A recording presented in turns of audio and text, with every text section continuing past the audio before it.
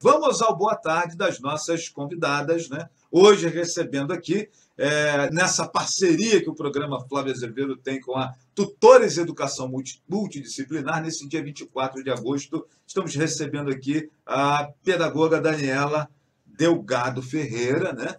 E a psicóloga Juliana Diodato, né? E agora, é o seguinte, minha gente, essas meninas fazem de tudo um pouco nessa área da educação, né? E o tema hoje aqui transtorno de aprendizagem, né? E para mim não ficar de bobeira, ontem à noite eu dei uma pesquisada no tema, né? Porque senão eu ia ficar aqui bobolhando, né? Ainda bem que Daniela já me mandou o assunto via Zap, né? Daniela, minha amiga, boa tarde para você, prazer te receber aqui, seja bem-vinda, obrigado pelo seu carinho, né? E sua presença aqui conosco, seu boa tarde a galera aí que está nos acompanhando. Tá ligado? Tá. Ok. Então, boa tarde mais uma vez, Flávio. Obrigada pela oportunidade de estar aqui novamente, compartilhando um pouquinho de experiência, né? Das nossas vivências em sala de aula, com os alunos. Muito obrigada. E hoje eu falei, vou deixar a Juliana falar mais um pouquinho do que eu. Eu fiz uma aposta aqui que você não consegue, e se você conseguir, eu não vou deixar. Hoje o tema é muito para ela, mas envolve também a parte pedagógica, né? Mas eu vou deixar ela falar bastante hoje. Minha amiga Juliana Diodato, prazer recebê-la aqui mais uma vez. Obrigado pelo seu carinho aqui conosco. Eu falei na última entrevista nossa que aquela seria a primeira de muitas, né? E parece que eu estava certo. Seu boa tarde aí para a galera que está nos acompanhando. Boa tarde. Boa tarde a todos que estão nos ouvindo. Fico muito feliz por estar de volta, né? Realmente foi o primeiro, espero que de muitos. Primeiro aqui comigo, né? Porque no outro dia você postou uma foto lá do Tempo do Onço, lá, numa outra emissora, engraçado, né? Que na mesma data, no ano anterior. Legal, né, cara? Né? E foi muito, muito interessante, foi no mesmo dia. Mas, assim, estou muito feliz, assim, muito, assim, motivada, porque falar de educação, para mim, já é a minha praia, né? E principalmente quando a gente pode esclarecer, né, a sociedade, os pais, os professores, que muitas vezes também não têm esse conhecimento tão aprofundado, e até outros profissionais, porque todos os profissionais que vão trabalhar com essas crianças e adolescentes, eles precisam ter esse conhecimento. E às vezes a formação é generalista ou eles se especializaram em alguma outra área que precisam também ter esse conhecimento, porque esses alunos vão chegar, né, nos consultórios e vão precisar de ter esse olhar. Então é muito importante esse espaço, né? Hoje a gente vai falar de uma forma mais geral, né, fazendo uma diferença do que é apenas uma dificuldade de aprendizagem e o que realmente configura um transtorno, para quem nos próximos, né, a gente poder entrar aí já em cada transtorno e poder falar mais especificamente. Gostei desse nos próximos, hein? Esse é um bom sinal. Não esquecemos do Todd. Eu não esqueci, não. Juliana, vamos lá, então. Vamos começar conceituando essa questão aí da dificuldade na aprendizagem, né? E aí o doutor YouTube me disse lá que não é só porque a criança não aprende a ler, tem uma série de outras questões que envolvem aí a dificuldade no aprendizado. Exatamente. A primeira coisa que a gente tem que pensar, né, quando fala de algum problema na aprendizagem, é que existe uma diferença entre dificuldade de aprendizagem e transtornos de aprendizagem, né? Às vezes, em alguns livros, né, em alguns textos que a gente vai encontrar na internet, e até no dia a dia da escola, os professores, as pessoas confundem e acham que é a mesma coisa, né, como se fosse sinônimo, e não é. Uma dificuldade de aprendizagem é algo mais voltado para a questão pedagógica, né, uma dificuldade que pode ser momentânea ou permanente, dependendo da situação, mas é mais voltado por uma metodologia que não está adequada à forma como aquela criança aprende. Já os transtornos de aprendizagem, eles têm uma questão mais neurobiológica, né? Está ligado a uma disfunção neuronal, uma disfunção cognitiva, que não tem como ser corrigida, mas que vai, ao longo do tempo, com as intervenções, a gente consegue minimizar um pouco e criar algumas estratégias para que o aluno, né, e a pessoa, depois, né, que sai da escola, consiga lidar melhor com algumas habilidades que ela tem dificuldade. Então, é importante a gente fazer essa diferença. Eu falei de modo geral, vou especificar um pouco mais para ficar mais claro, mas é uma diferença importante. E a gente só vai chegar naquela diferença e realmente saber se aquilo é uma dificuldade que pode ser corrigida na própria escola ou se é um transtorno que precisa de um atendimento multidisciplinar, um atendimento clínico que vai complementar a escola, a partir do primeiro olhar, que é o olhar do professor. Então, o professor ele tem um papel muito importante, né, na percepção desses sinais que os alunos vão apresentando ao longo da sua escolarização e perceber se aqueles sinais são sinais que, através de uma intervenção na própria escola, vai se resolver ou se são sinais que precisam ser investigados por outros profissionais para detectar se é ou não um transtorno de aprendizagem. Juliana, hoje é o Dia da Infância, 24 de agosto é o Dia da Infância e Dia dos Artistas, né? Então, na condição por conta do Dia dos Artistas, quero cumprimentar você e Daniela, porque eu acho que os educadores são grandes artistas, né? E não estou falando isso no sentido pejorativo, no sentido da criatividade, dessa persistência em ensinar e tal. Vocês estão dentro desse contexto, no planeta flaviano, vocês estão dentro desse contexto de mundo artístico. E é o Dia da Infância também. É esse segmento da infância o principal cliente aí das pesquisas sobre essa dificuldade no aprendizado? Ou isso também é percebido nos adultos e tal, nas pessoas de mais Sim. idade e tal? É assim, quando a gente fala de algum problema de aprendizagem, vamos focar os transtornos que são casos mais complicados e clínicos e tal. A gente só vai detectar transtornos depois que a criança passa, principalmente 2 anos do ensino fundamental. Lá para 8 anos, 9 anos é que você começa a fechar um diagnóstico. Porque ela já passou pelo período de alfabetização, né? E aí aparecem as dificuldades na leitura, as dificuldades na escrita, na matemática e tal. Só que na educação infantil, quer dizer, na primeira infância, na segunda infância, lá na educação infantil até 5 anos de idade, é onde aparecem os sinais precoces, né? E que a gente tem que ficar atento a esses sinais precoces. Não quer dizer que esses sinais vão desencadear transtornos futuros, mas são sinais que, se percebidos com antecedência, podem ser trabalhados para esse desenvolvimento ser melhor. Para evitar que se tenha uma dificuldade mais à frente. Né? Ou para, se for um transtorno, você não vai evitar o transtorno, mas você vai minimizar os impactos que esse transtorno vai ter mais à frente. Perfeito. Então, a educação infantil ela é essencial. É o período da escolarização da criança, da escolaridade, mais importante, que deveria trabalhar várias áreas, né, várias habilidades da criança, não especificamente de leitura e escrita, mas várias habilidades, né, fonológicas, de memória, de atenção, de discriminação visual, auditiva, enfim, de várias habilidades que precisam ser trabalhadas naquela faixa etária, que é a faixa etária propícia para aquela aprendizagem, para aquele desenvolvimento, que vão surgir ali sinais precoces que você vai poder observar, caso a criança tenha algum problema, ou que vão servir de, como eu digo, a palavra sumiu agora, mas você trabalhar de forma preventiva, né, para que no futuro esses problemas não apareçam. Pegando uma carona nesse raciocínio seu, a gente sabe que essa primeira educação lá do maternal até o início ali do primeiro segmento do ensino fundamental, eu digo primeira série e tal, é a base, né? Então, significa que papai e mamãe e também os educadores deveriam dar uma atenção especial a esse momento do indivíduo, né? Porque todo mundo nasce bebezinho, depois vai crescendo, né? E, infelizmente, a gente percebe que não é bem assim. Esse momento, às vezes, sobretudo escolas públicas, a gente percebe que é um pouco relegado, é um pouco deixado de lado, não tem a devida atenção por uma série de fatores, que vai desde de questões políticas ao desinteresse mesmo e tal. Que leitura que você faz disso? Eu tenho uma leitura um pouco diferente, porque, assim, diferente em relação à escola pública, tá? De educação infantil.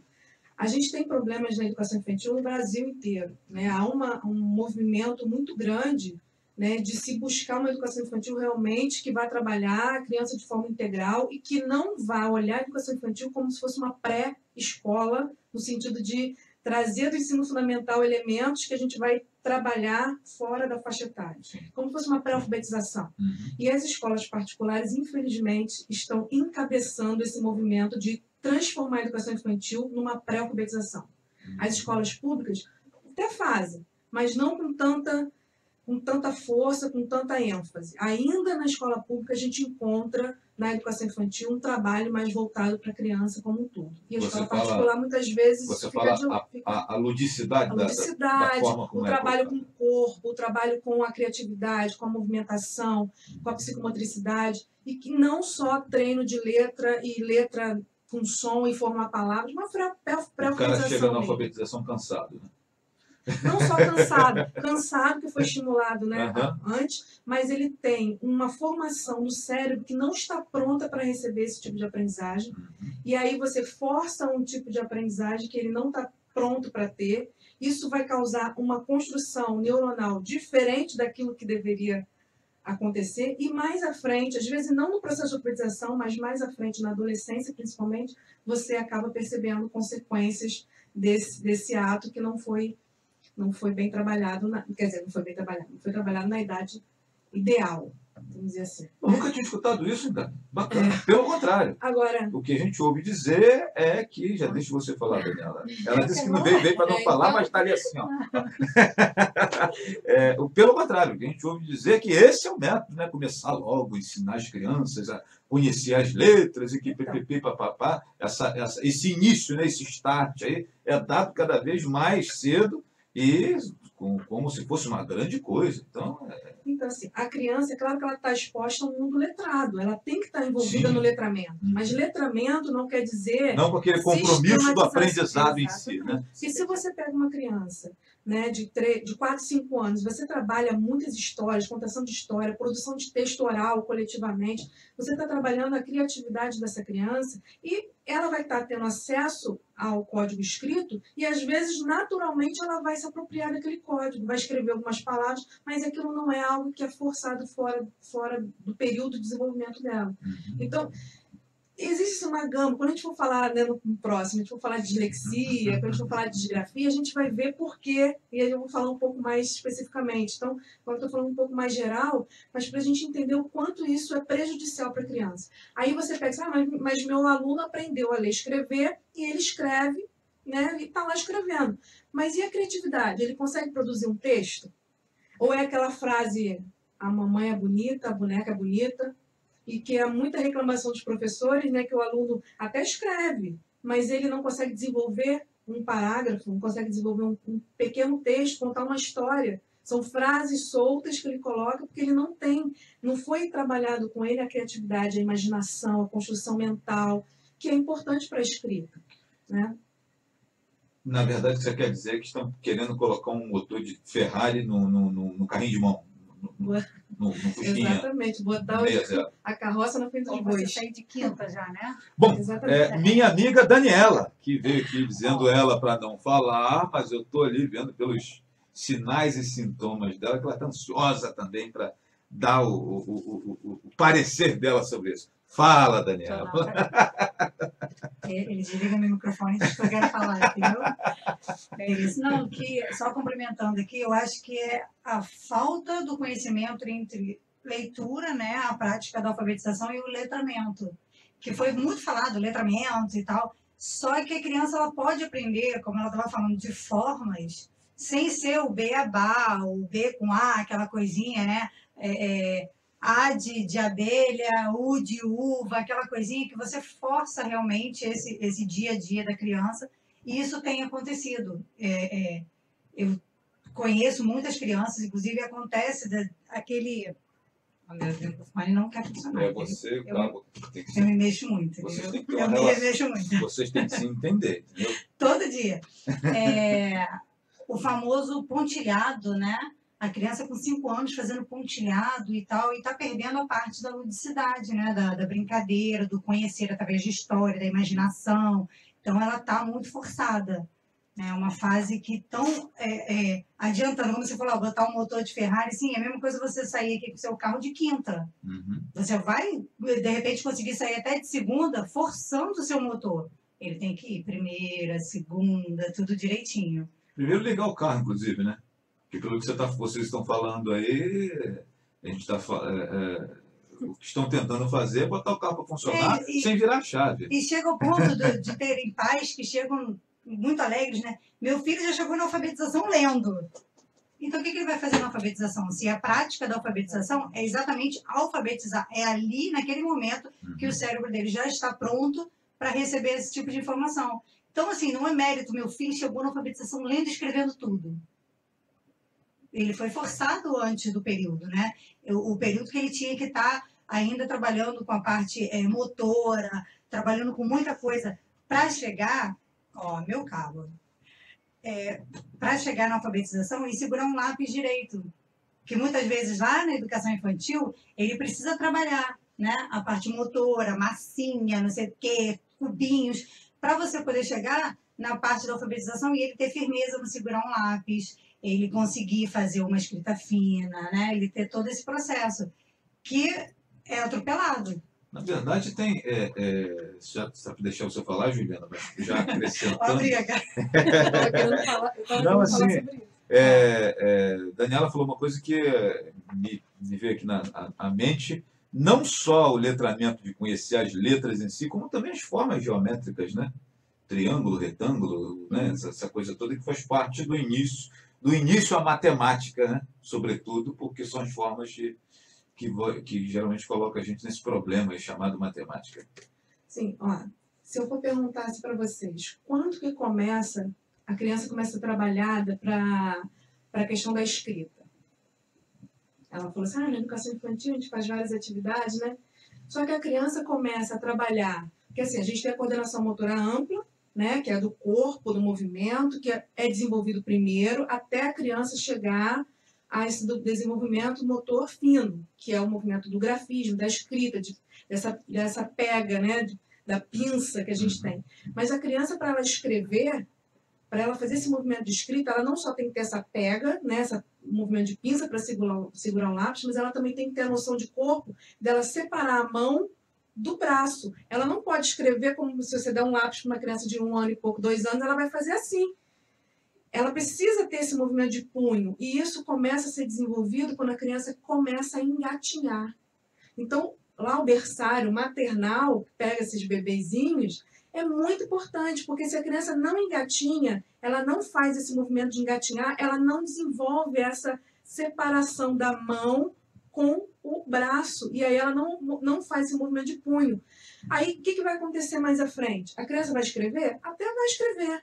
Mas aí a gente tem uma série de crianças com problemas de letra ilegível, ou crianças que começam a escrever e começa a doer a mão, começa a doer o pulso e ela não consegue, e aí ela fica com uma escrita muito lenta, ela não consegue acompanhar a cópia do quadro, porque a mão dela dói, e dói mesmo. Então, tudo porque desde pequenininho, na idade adequada, a criança não engatinhou. Então, não é à toa que nós temos que a gente chama de ontogênese, né? Que o desenvolvimento, ele tem fases. Então, primeiro a criança vai virar de bruços, depois a criança vai sentar com apoio, depois a criança vai sentar sozinha, depois ela vai engatinhar, depois ela vai começar a andar com apoio. Tudo isso tem um passo a passo. Não dá para sair correndo igual filhote de saracura. Exatamente. Mas o meu filho, ele quase não engatinhou, passou direto para outra fase. Ok, isso pode acontecer, mas você tem que estimular esse movimento, né, de engatinhar, nem que seja com brincadeiras. Então, isso é um exercício que vai sendo preparando a criança para algo mais à frente. Então, coisas que você deixa de fazer na idade que deveria fazer vão repercutir depois. O que você está dizendo para mim é que a gente precisa respeitar cada fase do desenvolvimento do indivíduo, né? E aí me permite esquecer aqui criança para falar que é desenvolvimento do indivíduo. Sim. Porque até você chegar a ser psicóloga, você teve que nascer um bebê, passar por uma série de fases, né? Até eu chegar aqui nesse microfone, eu não nasci com o microfone na mão, embora alguns acreditem, embora alguns pensem que sim, né? Mas não, eu não nasci com o microfone na mão, né? E assim, gente, hoje nós estamos recebendo aqui, eu quero até aproveitar a oportunidade para agradecer Minha amiga Mauricéia Demier hoje colocou um comentário bem simpático, né, na minha postagem, onde eu anunciei que estaríamos falando sobre educação hoje. E um abraço para a Mauricéia, obrigado, Mauricéia. E aos educadores que eu estou sabendo, Daniela, que estão já se habituando às nossas quintas-feiras aqui para pegar essas dicas aí, né, que a Tutores de Educação Multidisciplinar traz para a gente aqui, através da Daniela, da Juliana ou de outros profissionais que militam lá na Tutores. E Juliana, tem aqui um nome diferente, né? Capilé Zélia Inhapim. Isso é nome indígena, isso, gente? Ela diz que Juliana foi minha tutora no CEDERJ, ótima psicóloga, né? E tal. Obrigado aí, minha amiga, pela sua participação. E mandar um abraço aí para essa galera que está nos acompanhando aí, né? E tal. Hoje, recebendo aqui Juliana e Daniela. Deixa eu ir no intervalinho comercial e volto aqui para seguirmos o nosso papo sobre essa questão da aprendizagem, das dificuldades e essas situações aí periféricas a esse tema, né? E eu confesso para os senhores que já aprendi bastante aqui com a minha amiga Juliana e, sobretudo, uma coisa que eu sempre disse: estão colocando o carro diante dos bois. Eu lembro que eu fui para o Barão, Colégio Barão do Rio Branco, 1982, Tia Nazaré, já entrei na primeira série, sabia escrever meu nome, nome de papai, nome de mamãe e o nome do meu irmão, né? Só sabia isso. Mas entrei já na primeira série com Tia Nazaré. E não morri por causa disso, não. Virei até jornalista, né? E agora, cara, o quanto que minha mãe e meu pai liam para mim, o exercício da criatividade que você está falando. E assim, minha gente, só para eu ir para o comercial, né? Eu lia mamãe lia muitas histórias, eu lembro perfeitamente, com 5 anos, mamãe lendo as histórias, papai lendo as histórias, tá? Histórias bíblicas, né? As histórias aí do folclore, e eu ficava meio imaginando como é que era aquele negócio, né? E passava na cabeça. Eu lembro que teve um livro que eu li, ainda pequenininho, O Menino do Dedo Verde, o moleque que encostava o polegar nas coisas, nascia planta, nascia flores e tal. E eu ficava imaginando como é que era o Tistu, né? Até hoje eu lembro, era Tistu o nome do garoto. No final era anjo, foi para o céu, não sei o quê e tal. Eu chorei no final do livro. Eu tinha uns 8 anos, né? Mas, Juliana, tem muito a ver isso da questão da criatividade e, por vezes, a gente acaba decepando, castrando esse movimento de criatividade, né? E talvez por isso nós tenhamos aí alguns indivíduos que agem de maneira diferente do que a nossa geração age. Isso é bom, é ruim? Não sei, é uma outra discussão. Vamos no intervalinho e talvez a gente fale sobre isso daqui a pouco. Por isso que a gente encoraja a Juliana a falar sobre isso. Encoraja ou provoca, né?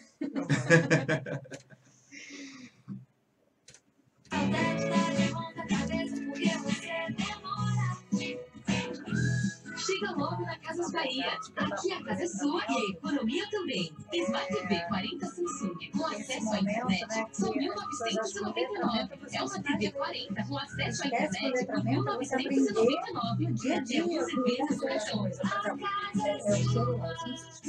Farmácia Santo Antônio, a tradição que evolui. Medicamentos, produtos de beleza, higiene, presentes e perfumarias. Facilidade e agilidade no pagamento das suas compras. Com o cartão de compras da Farmácia Santo Antônio, você pode pagar em até 40 dias ou parcelar suas compras em até 3 vezes sem juros, pagando as parcelas na própria farmácia. Faça o seu cartão de compras. Farmácia Santo Antônio, 15 de novembro 209 e 129, Centro Rio Bonito. Entrega sem domicílio. Fone 27340144. Farmácia Santo Antônio, a tradição que Tutores chegou em...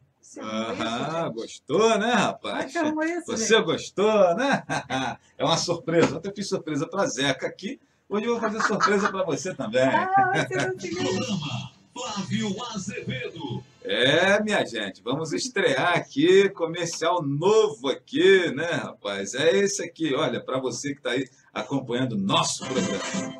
A Tutores chegou em Rio Bonito com reforço escolar, aulas particulares, acompanhamento escolar, cursos livres e preparatórios. Venha fazer uma avaliação gratuita. A Tutores está localizada na Rua Francisco de Souza, número 310, no centro de Rio Bonito. Telefone 3634-0809, 3634-0809. Tutores, nós podemos ajudar. Beleza, tá vendo só, Daniela? Eu disse que aqui sempre o cara vem aqui e te faz uma surpresa. Nem falei, eu ia te mandar por zap. Eu falei, não, amanhã ao vivo a gente mostra a novidade para ela, né, e tal. E assim, gente, já que estamos falando sobre aprendizagem, né, eu queria trazer aqui na nossa conversa um cara que fala um pouquinho sobre a questão da autoridade também. Eu queria falar sobre isso, né? Penso que às vezes a gente tem alguns problemas em relação a essa questão da autoridade em sala de aula e tal, coisas assim. E eu estou falando do Mário Sérgio Cortella, né, que é um cara que eu admiro muito, e ele tem uns conceitos, né, bem interessantes sobre essa questão da autoridade, que eu achei bem legal. E eu queria trazer ele para participar dessa nossa conversa aqui. Não é todo o programa que tem, né, na sua bancada Mário Sérgio Cortella, junto com as meninas aqui, né? Senão eu fico perdendo 2-1, tem que empatar esse jogo pelo menos. Vamos ver o que o Mário Sérgio Cortella fala sobre a questão da autoridade durante o aprendizado, a firmeza do educador e situações afins. Vamos conferir aqui essa fala do Mário Sérgio Cortella. Outro dia, num debate, um pai me perguntava, professor, o que é que a família pode fazer para ajudar a escola na educação dos nossos filhos? E eu disse, olha, pai, há uma inversão na tua questão. Não é a família que ajuda a escola na educação dos teus filhos, é o contrário. É a escola que ajuda a tua família na educação dos teus filhos, fazendo escolarização. Você tem 1 ou 2 crianças, e os tem durante 24 horas por dia, espera até o fim da tua vida. Nós as temos 30, 40 numa sala de aula durante 4 horas. Se você supõe que tendo só 2, né, você tem dificuldade de fazer, imagine se nós, né, com um conjunto de crianças, conseguiríamos substituir o que é a tarefa da família. Por isso, assim como hoje tem o personal trainer, assim como tem o personal stylist, para ajudar a pessoa a se vestir, alguns acham que tem personal father e personal mother. Isto é, gente que substitui o pai e a mãe nisso. Não. A tarefa de educação dos filhos é da família, em primeiro lugar, e do poder público de forma secundária. A escola faz escolarização. Por isso, se a família não cumpre aquilo que ela precisa cumprir, a escola não dará conta. E não adianta entregar. Claro que também não adianta a escola dizer o que eu posso fazer. É preciso fazer uma parceria com as famílias, de modo a também formar os pais. Porque uma parcela dos pais está perdida. Ela não sabe o que tem. Ela vive uma situação de submissão com os filhos. Te dou um exemplo banal. Aliás, eu falava isso hoje num comentário na rádio, ao vivo em São Paulo, pelo telefone. Você imagine, quando eu era menino, e eu não estou querendo falar do passado para voltar a ele, mas ter algumas referências. Quando eu era menino, que eu chegava no restaurante, né, com o pai e a mãe, meu pai dizia assim, Mário, sente-se. Essa era a frase. E eu sentava. Qual é a frase de hoje do pai e da mãe? Filhinho, onde você quer sentar? O que você quer comer? O que você quer assistir? Isto é, você oferece a uma criança de 8, 9 anos, em nome de um carinho, algo que a deseduca. É óbvio que eu sou avesso, contrário a espancamento, a bater, mas não sou contrário de maneira alguma a uma educação que seja firme. Eu nunca, meus filhos, bati neles, mas todas as vezes eu fui firme. Ser firme não é espancar. Tem que saber dizer não, né? É a fala, é a autoridade, é colocar a mão no ombro com delicadeza, mas com firmeza, para a criança sentir a pressão, sem machucar, mas sentir a pressão. Isso significa que, pode parecer pouco, mas há uma diferença significativa de formação de um caráter, de uma criança de 10 anos de idade, por exemplo, de eu dizer a ela, sente-se, e dizer a ela, onde você quer sentar? Só o modo de eu dizer a segunda frase, que parece carinhosa, ela não é carinhosa, ela é acovardada. Onde você quer sentar? O que você quer comer? Você não quer estudar um pouquinho? Né, claro. Resultado. Sabe qual é a consequência? Parte dessas crianças é formada em famílias que não têm autoridade sobre ela. A criança dorme na hora que ela quer, come o que ela deseja, ela sai ou vê o programa que ela quiser, ou rádio, seja o que for, onde ela vai encontrar um obstáculo a essa falta de limite na escola. Quando ela entra na sala de aula, nós falamos assim, cadê o material? Fez a tarefa? Cadê? Guarda esse telefone, joga fora esse chiclete. Sabe o que eles fazem? Parte para cima de nós. Nós nunca tivemos tantos casos de violência de aluno contra professor quanto que nós estamos tendo atualmente. Por quê? Porque nós somos o primeiro adulto no dia a dia de algumas crianças que decide exercer sobre ela a autoridade. A autoridade não é autoritarismo. A autoridade é a responsabilidade com o mando. Essa autoridade tem que ser exercida. Muito bem, minha gente, é isso aí. Mário Sérgio Cortella, grande personagem, né? Grande figura aí da filosofia, da educação. Eu acho o Mário Sérgio Cortella muito, muito bacana, né? Acho muito bacana a forma como o Mário Sérgio Cortella coloca. E por que eu trouxe ele falando dessa questão da autoridade, se uma vez nós estamos falando aqui do aprendizado? Porque eu quero introduzir nessa lógica da aprendizagem, Juliana e Daniela, o tema disciplina, porque por vezes essa dificuldade no aprendizado que papai e mamãe reclamam está dentro da lógica da disciplina também, porque papai e mamãe não têm autoridade de botar um moleque sentado ali, fazendo a tarefa, né? Eu queria que você falasse um pouquinho sobre isso também, esse outro aspecto, Juliana. Quando a gente for falar de Todd, a gente vai entrar mais a fundo. Vocês estão me prometendo esse Todd vai ser suco de Todd. O Todd vai ser o último, para deixar bastante. A gente vai entrar bastante na questão da autoridade, até para poder diferenciar o que é o transtorno e o que é uma falta de limite, né? Sim. Mas trazendo para a questão da dificuldade de aprendizagem, transtorno de aprendizagem, a gente falou aqui de desenvolvimento, né? Que as crianças têm desenvolvimento desde lá do nascimento. Não só do nascimento, da gestação, ela tem todo o desenvolvimento durante a gestação, quando nasce, até morrer, né? Até adulto e idoso.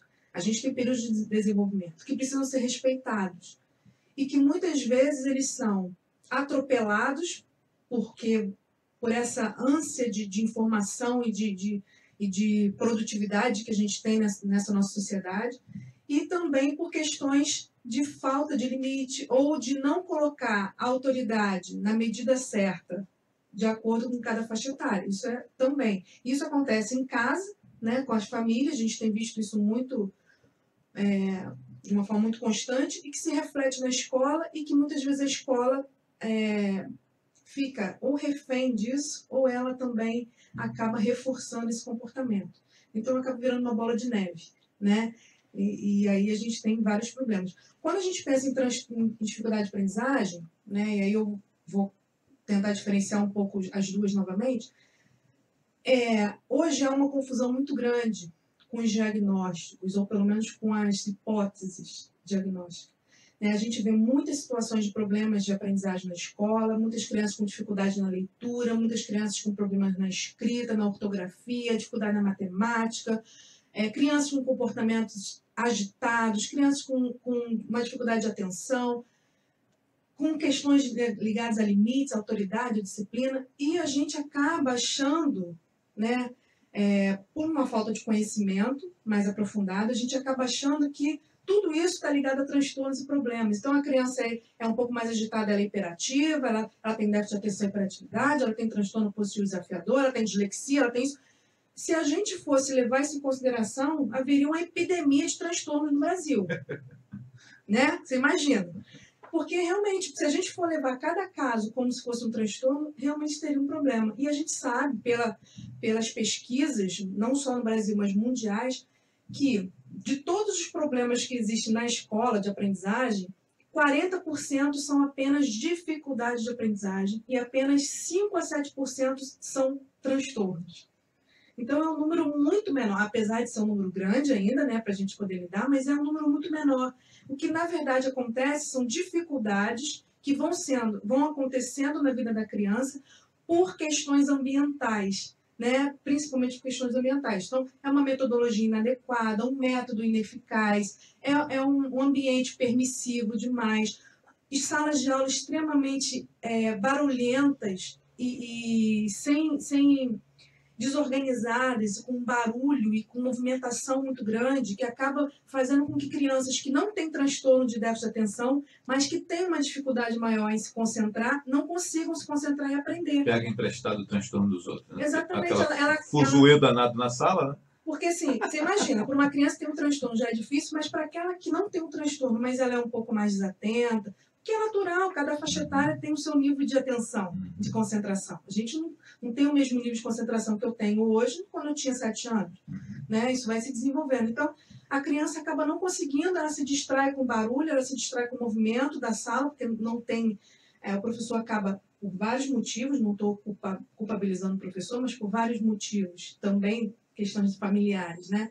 Ele acaba não conseguindo ter um manejo de turma, e aí a sala é muito barulhenta e aquelas crianças se distraem, se distraiu 30 segundos, ela perdeu o fio da meada. E aí ela não consegue mais acompanhar. Então, a dificuldade de aprendizagem, ela surge no Brasil, né, como algo muito gritante, porque nós temos uma educação no Brasil, e eu falo de uma educação de forma geral, não é só pública, né, privada também, que ainda tem alguns problemas que precisam ser sanados. Né? Eu fui fazer uma pesquisa agora em relação ao PISA, que é uma avaliação internacional com 70 países, que avalia, né, esses países na área de ciência, leitura e matemática. E em 2016, o Brasil teve mais uma queda. A cada avaliação, o Brasil cai no ranking. Né? E nós tivemos aí na área de ciência, que foram avaliados os alunos, né, em idade escolar, o Brasil, em 70 países, está em 63 do ranking. Olha como isso é complicado. Na questão da leitura... Ficou todo mundo com vergonha quando perdemos de 7-1 para a Alemanha, e essa goleada aí, ninguém fala nada, né? Não fala nada. A leitura, 59, na matemática, 66. Então, realmente, são índices muito baixos, né? Se a gente for pegar lá toda a avaliação, mais de 50% dos alunos tiveram um nível abaixo do básico nas 3 áreas. Então, é crônico e é urgente se falar de educação e se trazer, né, um olhar diferente para a educação, porque a gente, vamos dizer assim, entre muitas aspas, tá? Pelo amor de Deus, quem está ouvindo, mas a gente acaba produzindo dificuldade de aprendizagem. Bom, eu ia atender o telefone, mas aí ele desistiu, porque eu tenho que esperar, né, a nossa convidada terminar o seu raciocínio. Já que ele desistiu, vamos tocar aqui para a Daniela. Daniela, o seguinte: travessura, traquinagem, peraltice, arte, né? Papai falava, você é arteiro, e essas coisitas mais. Por vezes também querem que a criança seja um senhor educado, né, e comportadíssimo. As pessoas esquecem que a criançada realmente tem esses aspectos. Né? Eu queria pegar aqui a sua expertise em psicopedagogia, você falar um pouquinho desse aspecto junto com o que a Juliana está desenvolvendo. Não podemos esquecer que as crianças são crianças, né? São peraltas, são arteiras, né, e tal. Em alguns momentos gostam de meio que enfrentar os limites que lhes são impostos, até para testar esse pai e essa mãe, né, e tal. Fala um pouquinho sobre isso, Tânia. Engraçado que a gente veio mais ou menos conversando isso no carro sobre criarem robô, né, e esquecer um pouco da afetividade, né? Você quer que seu filho, com 5 anos de idade, você vai chegar aqui e vai botar... não posso me mexer, não posso. Escada. Vou trocar com a Juliana, entendeu? Porque ela se mexe e ela não sai do lugar. E aí você bota ela sentada e ela vai ficar ali durante 3 horas sentada olhando para sua cara. Isso é algo impossível, né? Eu já até falei que a minha filha de 5 anos, ela assiste televisão de cabeça para baixo.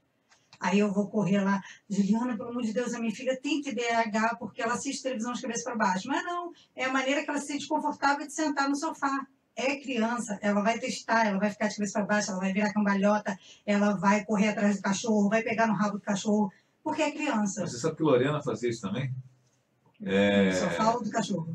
De assistir televisão de cabeça para baixo. Ela bota o pé para cima. O pé para cima do sofá e ficava literalmente de cabeça para baixo. Exatamente. Eu lembro que a mãe falava, minha filha, isso vai fazer mal, não sei o quê. E um dia ela explicou o que era. Não, porque eu vejo de maneira diferente Ela está testando. Aí entra aquela questão da criatividade, né?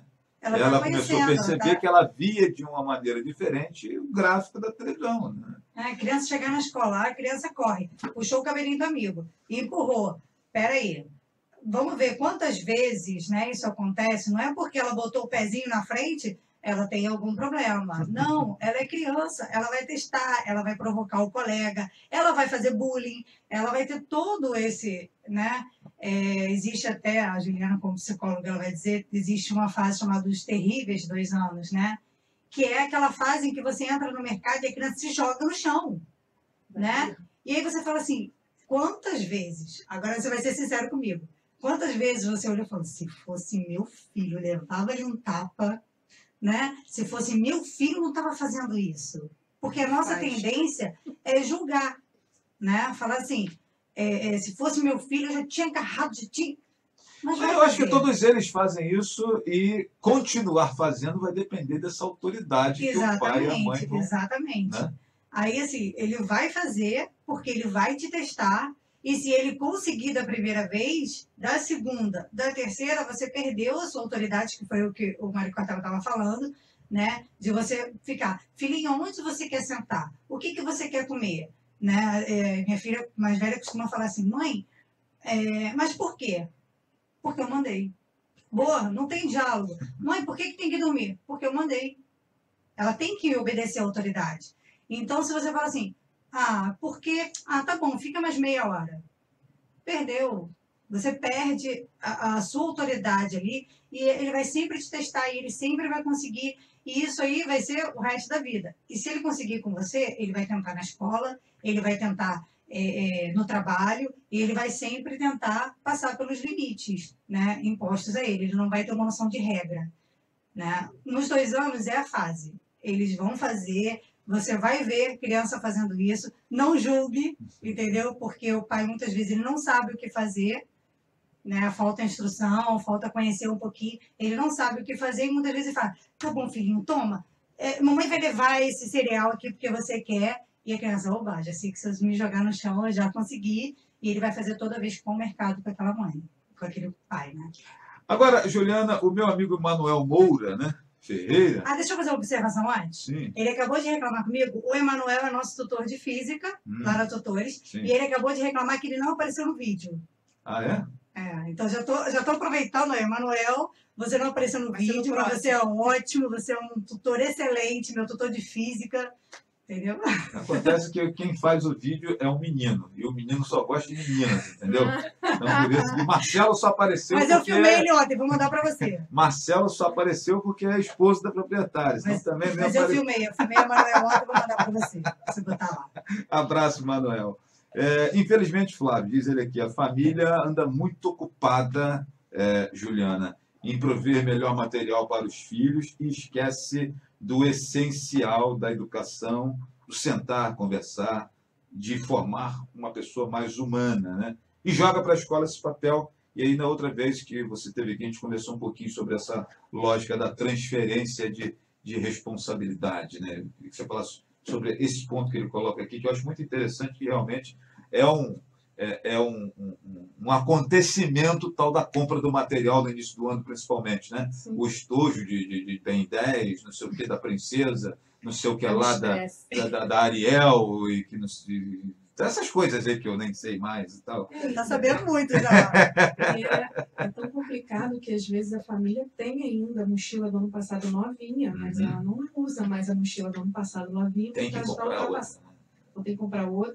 E o que se faz com aquela, né? Você está pregando o consumismo, inclusive, da criança. E depois você reclama tanto da... Exatamente. Então, assim, a gente tem um discurso, né? E muitas vezes a gente não tem uma postura, né? De acordo com o discurso que a gente tem, né? Porque a gente pode falar, os professores reclamam muito das famílias, né? Mas a grande maioria dos professores também são mães e pais.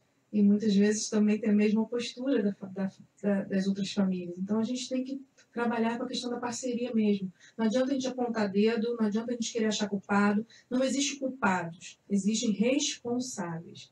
E todos somos responsáveis. Família, escola. E todos falham, né? Em algum momento. Exatamente, porque todos nós temos responsabilidade na educação dessa criança, desse adolescente, né? E aí, puxando também para a questão da dificuldade de aprendizagem, que eu falei, da questão da metodologia, né, do ambiente escolar, que gera muita dificuldade nos alunos, essa antecipação, né, do que deveria ser trabalhado numa determinada faixa etária, trabalhado antes, né, ou uma falta de estimulação, às vezes a coisa é tão rasa, tão superficial, que não se estimula a criança, e a criança poderia estar desenvolvendo mais coisas e não acaba não desenvolvendo, mas também a gente tem dificuldade de aprendizagem por questões ambientais ligadas à família, né, ligada a questões emocionais, né, vivências que a criança está tendo na família, que está gerando problemas comportamentais e de aprendizagem e também emocionais na criança, que vai refletir na escola, né? A criança ela não é uma em casa e uma na escola, a criança é uma.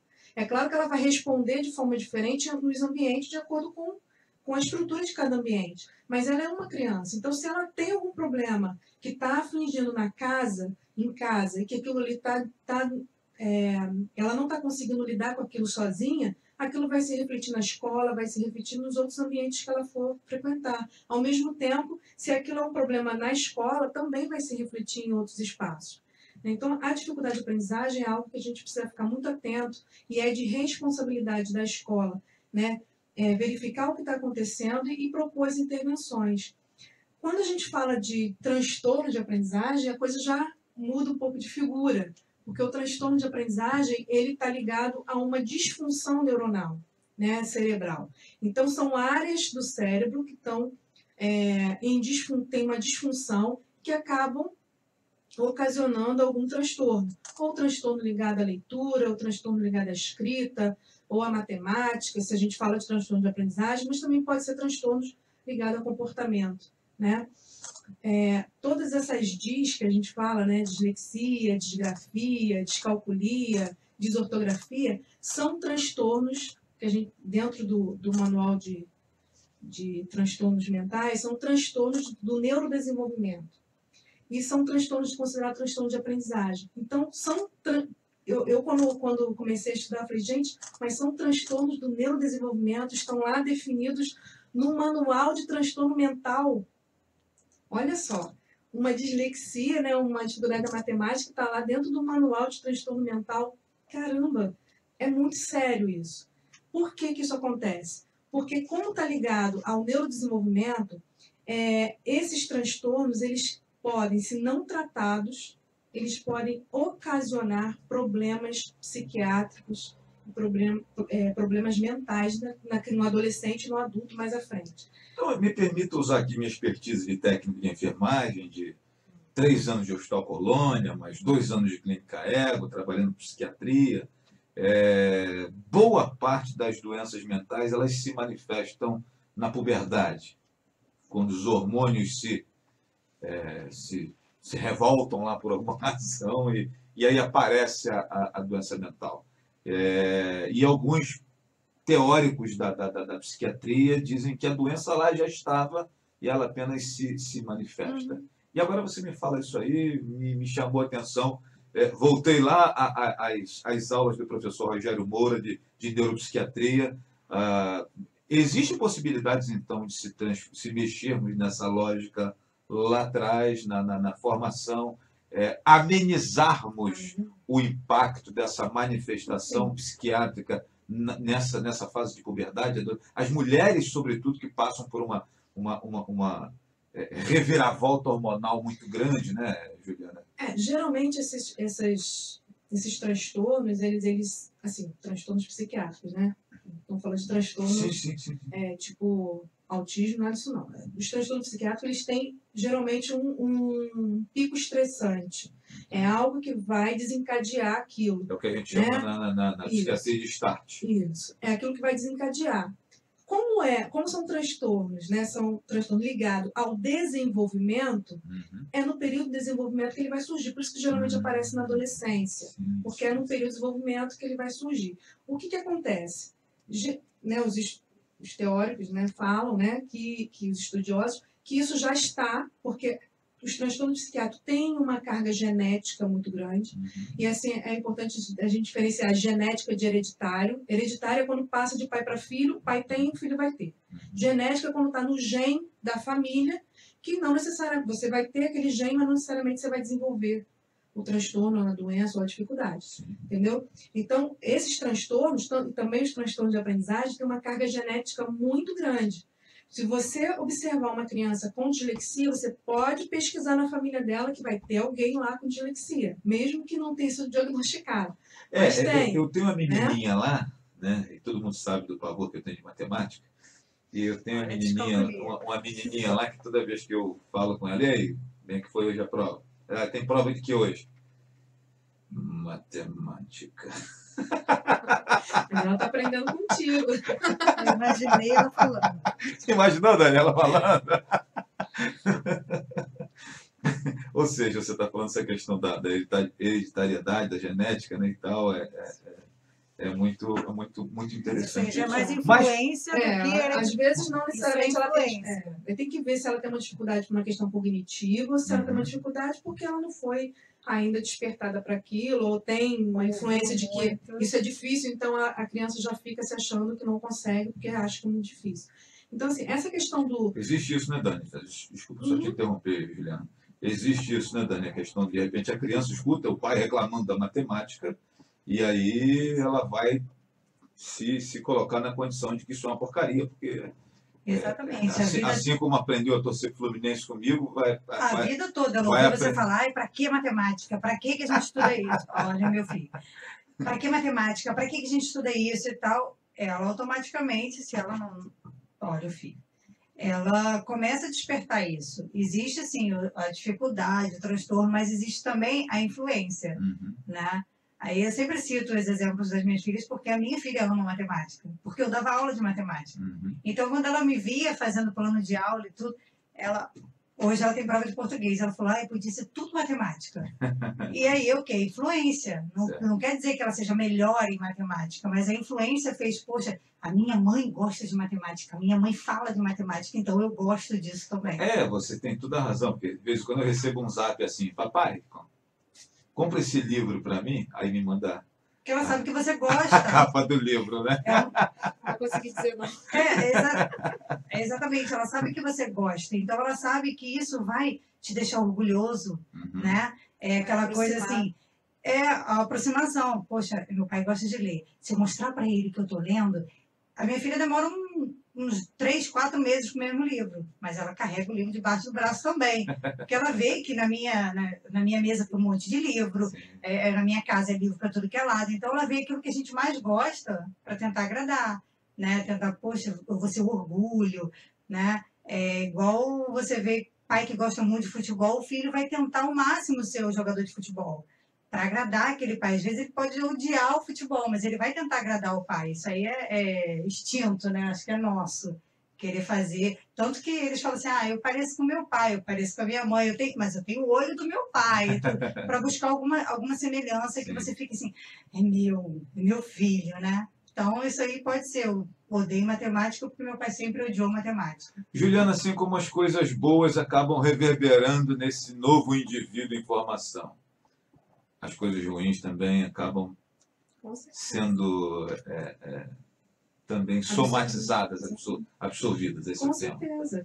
As crianças elas vão sofrendo em múltiplas influências. Eu lembro da minha mãe brigando comigo quando era garoto, porque às vezes eu falava lá um nome feio que não podia. Ela falava, é um papagaio, né?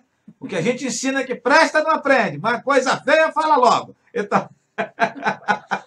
É mais ou menos por aí, né? O limite, ele é colocado, né? As regras são colocadas. O que a gente discute é a forma como isso é feito, né? Porque há uma diferença, né? Como a gente ouviu falar ali, a diferença entre autoridade e autoritarismo, né? É claro que num determinado momento você vai ter que dizer, né? É assim porque tem que ser assim, porque a criança ainda não tem condições de entender aquilo. Mas a partir do momento que ela já começa a ter um entendimento, ela precisa entender por quê, porque ela precisa entender as consequências. E isso aos poucos, você vai trazendo aos poucos, porque a criança, quanto menor, menos noção de tempo, de consequência ela vai ter. Mas se você não começar a trabalhar isso nela, quando ela estiver maior, ela não vai ter adquirido isso. Então, tudo a gente tem que trabalhar na dosagem certa para cada faixa etária. Então, conhecer o desenvolvimento, né, de cada faixa etária, no aspecto motor, na questão da linguagem, na questão da socialização, né? Tudo isso é importante para que a gente possa perceber, primeiro, estimular de forma adequada cada faixa etária e, segundo, perceber se uma criança está tendo um comportamento atípico, um comportamento que está destoando do que é esperado, mais ou menos, para aquela faixa etária. E aí, quanto mais cedo a gente conseguir detectar esses sinais precoces, melhor vai ser a intervenção e menos impacto a gente vai ter no desenvolvimento dessa criança. Né? E aí, voltando para a questão psiquiátrica, né, que a gente falou aqui, uma criança, né, desde pequena, apresenta lá um transtorno de aprendizagem. Transtorno de distúrbio é a mesma coisa, tá? Quando a gente às vezes vê transtorno de distúrbio é a mesma coisa, esse nome. Então, tem um transtorno de aprendizagem que não foi tratado, a criança passou anos na escola sofrendo com aquilo, não conseguindo produzir, se esforçando e não conseguindo, sendo taxada de que não consegue. Isso vai alimentando uma baixa autoestima que provavelmente vai gerar transtornos de ansiedade nessa criança, no adolescente, no adulto, transtornos depressivos, né? Existe um alto índice de ligação de transtornos de ansiedade, transtornos depressivos e suicídios em pessoas, principalmente adolescentes, que não foram detectados com seus problemas de aprendizagem ou que não foram tratados, não tiveram intervenção adequada. Então, eles acabam desenvolvendo esses outros transtornos psiquiátricos a rebote, né, que a gente chama de comorbidades. E os transtornos, de modo geral, eles abrem portas para outros, né? Como eu falei, as comorbidades. Uma criança com TDAH, por exemplo, ela tem um risco 4 vezes maior de ter um transtorno de aprendizagem. Então, não é pouca coisa. É muito. Geralmente, uma criança com TDAH, ela apresenta um outro transtorno junto. É muito difícil encontrar uma criança TDAH só TDAH. Uma criança com dislexia só dislexia é muito difícil. No mínimo, ela tem uma desortografia, no mínimo.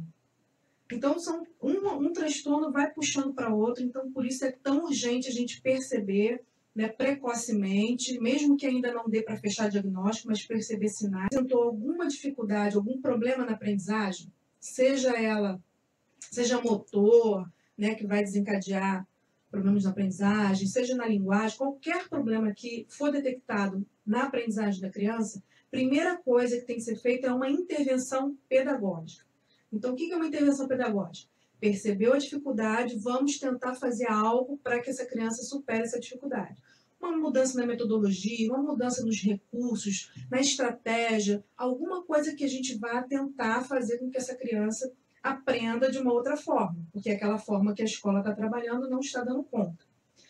Após ter sido feito isso e não teve resultado, quer dizer, se teve resultado, ok, aquilo foi uma dificuldade que foi sanada, ou pelo menos foi minimizada. Se aquilo que foi feito não teve um resultado, quando eu falo não ter um resultado, é não ter resultado mesmo, não é, minimizou, não teve resultado, a gente já começa a ter que investigar, ter um olhar um pouco mais aprofundado em relação a isso. E aí é a hora que a escola tem que fazer os encaminhamentos para procurar, né, ver o que está acontecendo.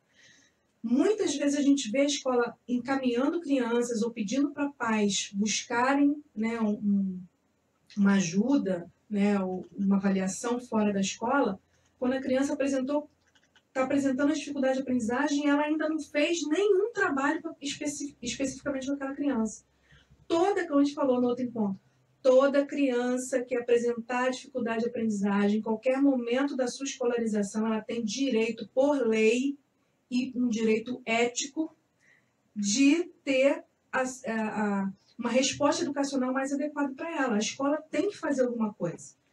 Então, muitas vezes a escola ainda não fez nada, simplesmente a criança não se adequou à escola, não conseguiu responder como a escola esperava, e aí vamos fazer encaminhamento, vamos procurar avaliação, né, patologizando tudo o que acontece com a criança. E às vezes aquilo é só uma coisa momentânea, né, e não necessariamente um transtorno.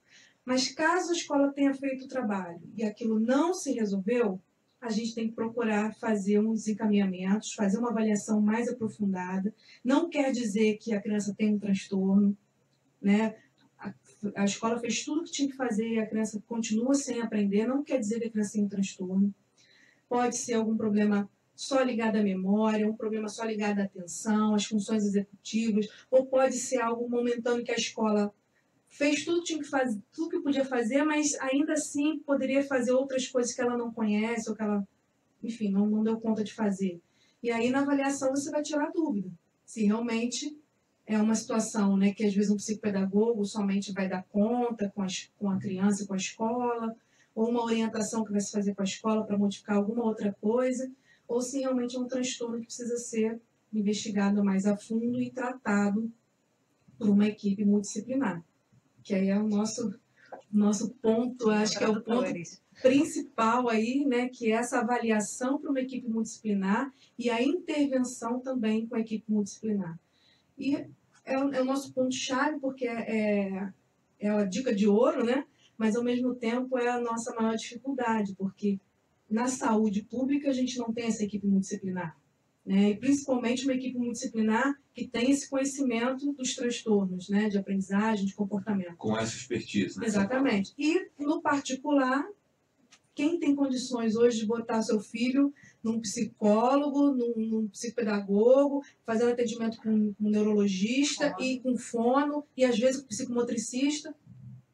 Então, assim, em cidade pequena, às vezes, isso fica mais difícil, porque você não tem profissionais, às vezes, com essa especialização, né? Então, não é qualquer profissional, não é qualquer fono, não é qualquer psicopedagogo, não é qualquer psicólogo que faz essa avaliação, que faz essa intervenção. Precisa ter um conhecimento muito grande do que é o transtorno, porque existem características que, se a gente for lendo dentro dos transtornos, características que, se você for ler um relatório, por exemplo, peguei esses dias um relatório de uma neuropsicóloga, e o relatório todo indicando dislexia. Todas as características que eu fui lendo, falei, caramba, dislexia. Só que no final, a psicóloga levanta a hipótese diagnóstica, ela não pode fechar diagnóstico, quem fecha diagnóstico é o médico, só ele pode dar um laudo. Ela fechou uma hipótese diagnóstica, né, levantou uma hipótese, e ela indicou disgrafia e descalculia. E aí eu falei, caramba, eu tive a oportunidade no curso que eu estou fazendo de conversar com um professor, né, com um especialista nessa área, e eu fui botando as características da dislexia para ele, e ele foi me explicando por que aquilo não era dislexia, apesar de ser característica da dislexia, mas não é dislexia, porque tinha um outro ponto embaixo que excluía, um outro ponto que acrescentava para o outro transtorno. Então, não é simples. Às vezes a criança está apresentando problemas na leitura muito, que você olha assim, por uma visão mais superficial, tem dislexia. E não tem. O problema dela é atencional, é um problema de memória de trabalho, é um problema... Então, tem outras coisas que não tem nada a ver com transtorno e que a gente faz, quando faz uma avaliação mais superficial, a gente tende a classificar e dar um diagnóstico equivocado. Então, por isso é importante nessa avaliação multidisciplinar, cada profissional na sua área, fazendo essa avaliação, levantando esses pontos, né? E aí é o que a gente tem buscado, né, lá no Tutores, exatamente isso, fazer essa equipe para... Eu ia até aproveitar que você está falando disso, Juliana, e perguntar a Daniela se ela conhece algum, falando em multidisciplinar, se ela conhece algum espaço, né, que a gente tem aí em Rio Bonito, com uma educação multidisciplinar, para a gente poder levar as crianças. O que acontece, Flávia? Ela estava falando dessa equipe. Primeiro que os nossos tutores, eles são treinados, porque existem alunos que chegam lá com a dificuldade da aprendizagem. Eu tenho timidez de perguntar na sala de aula, é muito barulho, eu me distraio à toa. Ou, às vezes, eu tive uma coordenadora pedagógica que uma vez chegou para mim e falou assim, olha, eu odeio matemática. Mas por quê? Porque quando eu estava no 7º ano, né, na 7ª série, uma professora falou que eu nunca ia aprender matemática, e dali para cá bloqueou. Então, às vezes, existem esses acontecimentos de um professor falar, você é muito burro, e não sei o quê, porque, por incrível que pareça, isso acontece, né? A família fala, você não serve para matemática, não sei o quê, cria um bloqueio, e a criança começa a ter essa dificuldade. No momento da dificuldade, ela chega até a tutores, os nossos tutores estão preparados, conseguiu entender a matéria, a gente já consegue entender que partiu apenas de uma dificuldade mesmo.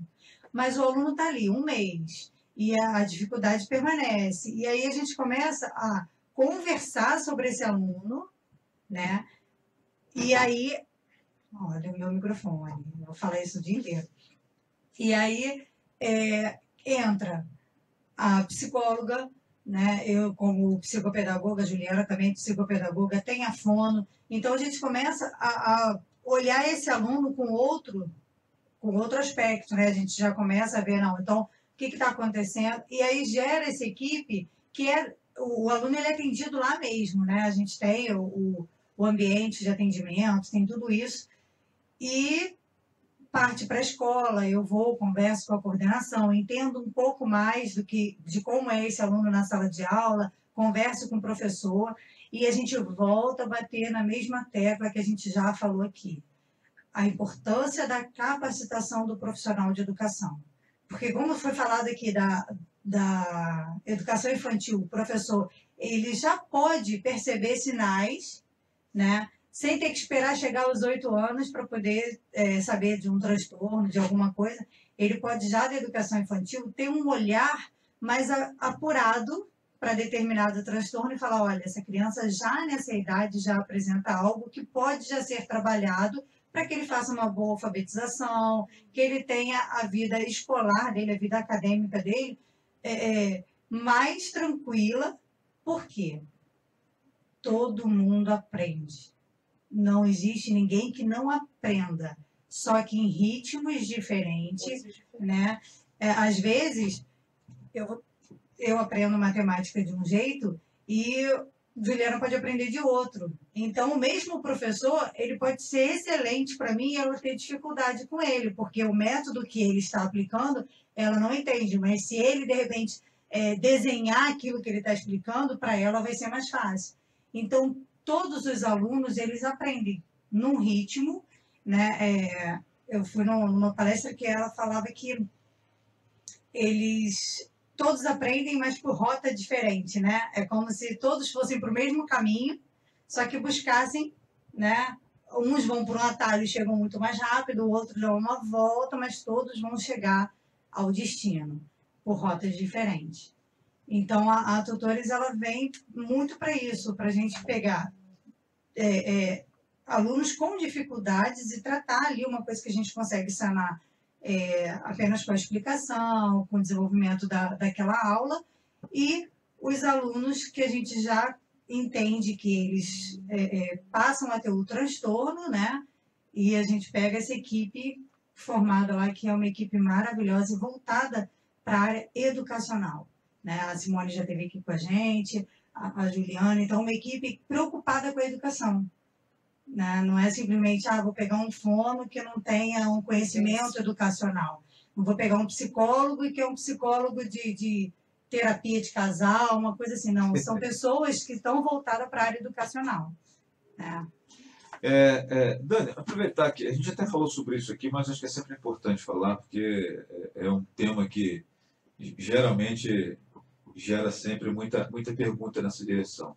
E o valor disso, né? Juliana até falou que geralmente é caro você pagar uma estrutura dessa, a coisa pública não dispõe, fazer particular é difícil e tal. Como é que é essa questão de valores lá na Tutores Educação Multidisciplinar, né? Porque às vezes a pessoa está ouvindo a gente em casa, né? E está aí pensando no menino, na menina, no neto, no sobrinho e tal, mas ao mesmo tempo também está com essa pergunta de caramba, esse pessoal sabe tanto, que estudaram muito e de repente deve ser caro tê-los trabalhando para mim. Se você pudesse falar um pouquinho sobre essa questão de valores, né? Porque querendo ou não, nesse momento que nós estamos atravessando aí de crise, né? Está todo mundo com o pires na mão. Como é que é isso? O que você pode falar para a galera que está ouvindo a gente em relação aos valores para ter o filho lá na Tutores Educação Multidisciplinar? Então, é até engraçado, né? Porque as pessoas chegam para a gente, né? Eu achei que fosse muito mais, né, do que você está me dizendo aqui dos valores. E, inclusive, né, eu gosto muito de citar exemplos. O meu esposo, né, que você gosta de falar sempre, você não falou dele hoje. Né? Ele não botou nenhum recadinho no coração hoje aí? Ele está trabalhando. Deixa ele trabalhando. Da última vez ele me rachou a cara de vergonha. Ó, próxima vez eu quero outro microfone, porque eu falei da outra vez, tá? Vou deixar a Juliana aqui. Ele chega para mim e fala assim, mas amor, você tá fazendo praticamente de graça. Eu falo assim, mas eu quero ajudar esse aluno, sabe? Aquela coisa educacional que você fala, meu Deus, eu preciso ajudar essa família, eu preciso ajudar, né? Então, assim... Nós podemos ajudar, Nós né? podemos ajudar, né? Eu jamais vou colocar a parte financeira acima do que eu me propus a fazer, né? Eu fui atrás da parte educacional, eu quis trazer a tutores para fazer a diferença nessa parte educacional, o que a gente poderia acrescentar, tanto as escolas públicas quanto as particulares, que muitas vezes com cronograma, com essas coisas, não tem tempo para dar esse atendimento, né? E já falei aqui também uma vez, não desmerecendo, mas aula particular, qualquer professor pode dar. A tutores, ela não é simplesmente uma aula particular. Nós temos sim. Eu tenho uma prova e queria pegar essa matéria, temos. Mas a tutores, ela vê o aluno como um ser único. E a gente precisa trabalhar esse ser único, no ritmo dele, na necessidade dele. O atendimento é feito por todos os nossos profissionais de forma muito individualizada. Então, voltando a falar da parte financeira, eu jamais iria colocar a parte financeira, eu vou enriquecer as custas de uma coisa que eu quis trabalhar para auxiliar, né? É claro que, ditado, né? Nem relógio trabalha de graça, né? A gente paga aluguel, essas coisas todas, mas... Tem uma equipe multidisciplinar. Tem uma equipe maravilhosa, temos... né? A Juliana lá na página dela tem fotos do consultório lá, eu ainda não botei não na minha, mas tem fotos do consultório, nós temos um consultório montado lá, temos as salas, já apareceu aí na imagem, né? Mas eu digo que muitos se assustam quando chegam lá e falam assim, mas gente, eu achei que era muito mais do que isso, né? E não é nada exorbitante, algo que cabe no bolso, tanto as consultas quanto a parte de atendimento educacional. Tudo isso é algo que cabe no bolso. E vai lá na Tutores para conversar, né, Daniela? Tudo é apresentar as questões, conversar com você, para você também sentir. Tem tudo isso, né? Dependendo do serviço que você vai dispor, a questão de valores pode ser X, pode ser X. Depende, né? Nós temos pacotes, Isso, né? Eu quero acompanhamento durante tanto tempo. Então, Exato. assim, a tendência é a gente ir ajustando.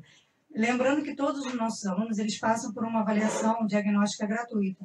Nessa avaliação, a gente conhece um pouquinho mais do aluno, né?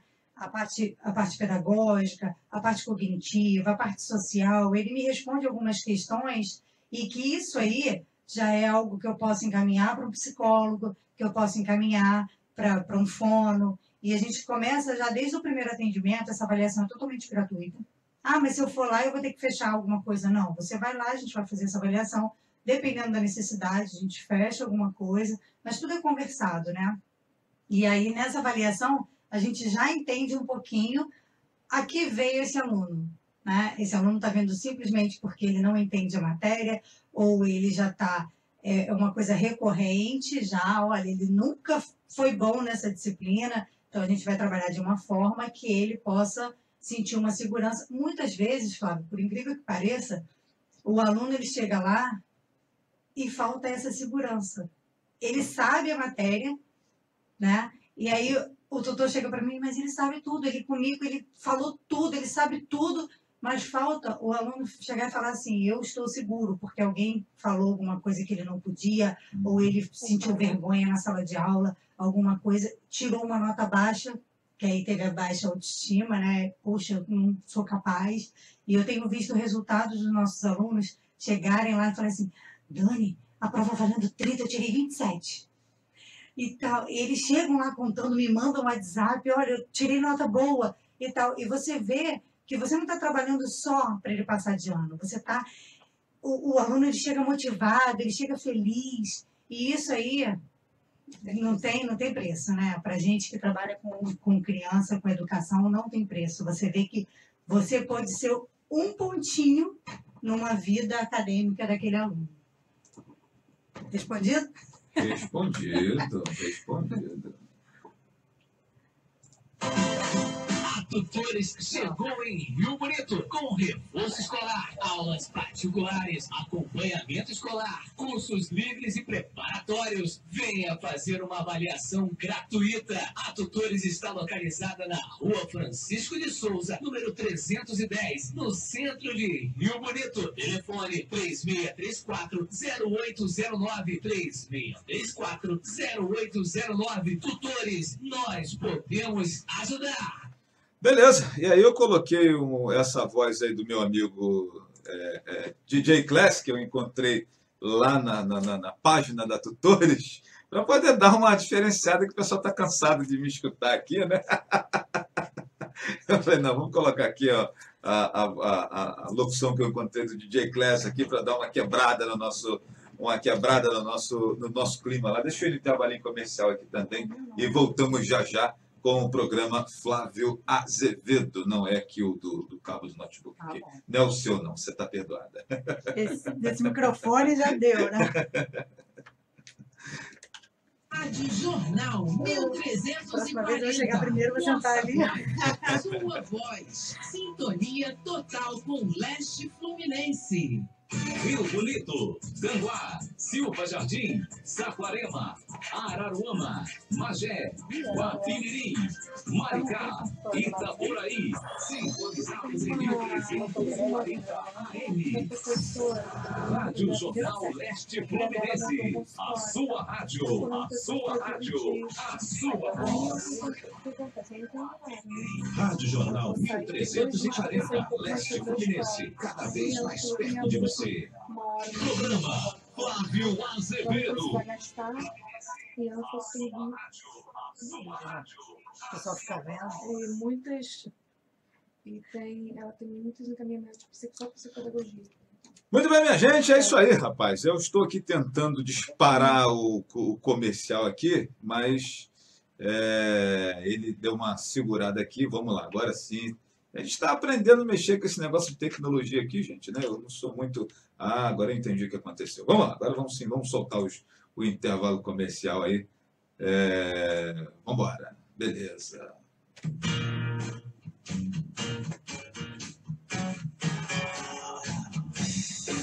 No centro de Rio Bonito, no número 14 da Travessa Alexandre Ferreira, você encontra a AB Barbearia. Cortes de cabelo e barba e a principal especialidade da casa, o atendimento infantil, funcionando de segunda a sábado, das 8 às 19h30, a AB Barbearia tem ambiente climatizado e grande clientela. Dê um trato no visual na AB Barbearia. Direção Anderson Barreto. Telefone 98197-0459. Em Rio Bonito, AB Barbearia.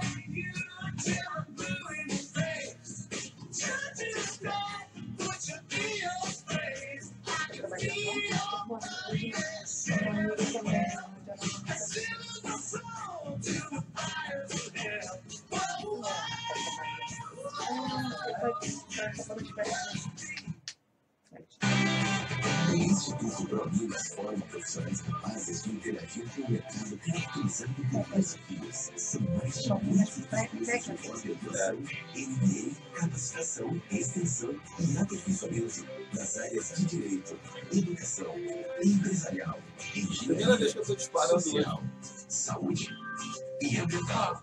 Muito bom. Esse curso ele pode ser feito em até 6 meses, dependendo da peça da pessoa. Olha que beleza. 6 meses você consegue fazer a sua prova. E meu telefone, também tem o WhatsApp, 971 24 6072. 971 24 6072. Eu estou disponível para tirar qualquer dúvida e também fazer sua matrícula se for o caso. Instituto Prominas, no seu tempo, do seu jeito. A tradicional farmácia dos Irmãos agora é Drogarias Viva Mais. Localizada na rua Getúlio Vargas, número 130, no centro de Rio Bonito, em frente à Secretaria Municipal de Saúde. Nas Drogarias Viva Mais, você encontra medicamentos com os melhores preços. No setor de perfumaria e correlatos, As melhores opções estão sempre à sua disposição. Preços imbatíveis e a grande marca da casa. Excelência no atendimento. Visite a Drogarias Viva Mais. Telefone 2734-1656. Tutores chegou em Rio Bonito com reforço escolar, aulas particulares, acompanhamento escolar, cursos livres e preparatórios. Venha fazer uma avaliação gratuita. A Tutores está localizada na Rua Francisco de Souza, número 310, no centro de Rio Bonito. Telefone 3634-0809, 3634-0809. Tutores, nós podemos ajudar. A Praça Cruzeiro agora conta com opção do sabor e um cardápio de caldos variados para você. Na opção do sabor, você também encontra estrogonofe e a tradicional jantinha grill com os petinhos de carne selecionada. De terça a domingo, a partir das 19 horas, na Avenida João Caetano, na Praça Cruzeiro, próximo ao Jamil Material de Construção. Na opção do sabor também tem delivery. Ligue 97164-1906. Opção do sabor. Beleza, gente. E aí, você que está acompanhando o programa Flávio Azevedo, né, está passando aí por um teste, né? A gente está fazendo isso aqui por conta do Facebook ter a publicidade ao vivo. Ter a transmissão ao vivo aqui pelo Facebook, e essa hora do comercial é a hora que a gente vai ali tomar uma água, né, e tal, dar uma esticada vai ao banheiro se precisar, aquela coisa toda. Mas como a transmissão é ao vivo, eu fico agarrado aqui, né? Se ficar 3 horas aqui, não tem condição, não dá nem para passar mal, cara. E aí eu criei esses vídeos, que a gente solta ele aqui, eu estou fazendo esse teste pela primeira vez, ainda falta a galera da Gran Medicina Laboratorial, falta aqui a rapaziada falta meu amigo Henrique lá da Baeta Gás, que ficou de me ligar para dizer quando que a gente vai fazer. Vou andar atrás dele meio-dia, que eu falei com ele fazendo a imagem da entrega do meu amigo Henrique lá da Baeta Gás. Falta a Padaria Guimesh, né?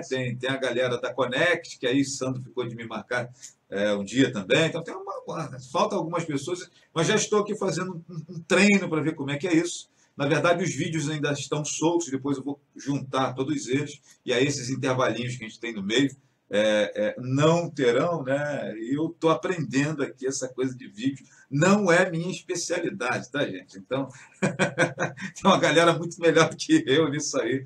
A única coisa que a gente tem é a visibilidade e a audiência dos amigos. Então, mesmo o vídeo não sendo aquela coisa assim de primeira linha, né, e tal, a galera ainda prefere fazer com a gente, que o que importa é a moçada tá vendo, né? E a gente agradece aí, o Anderson ficou muito satisfeito, né, o meu amigo Anderson Barbeiro, né, então, e Dani, você avisa o professor lá, o tutor, que ele vai entrar no próximo vídeo, no Tutores 2, a missão, entendeu? E hoje a gente está falando aqui, pessoal, de aprendizado, né, de aprendizagem com Juliana, com Daniela, num papo muito bacana. Eu quero agradecer os educadores, né, que estão aí compartilhando e conversando conosco, né, e tal. Volto a dizer que hoje a Mauricéia indicando o nosso papo aqui, a Mauricéia, que é educadora do município, agradecer ela aqui pelo carinho aí com a nossa pauta hoje aqui, né?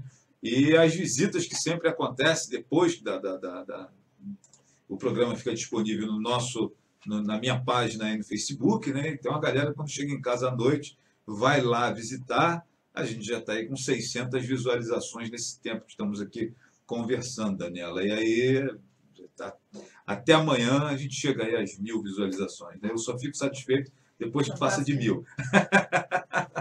E agradecer a galera, né, que está sempre acompanhando a gente aí. E lembrar que você vai lá na nossa página, estão lá as reportagens, né, e tudo lá.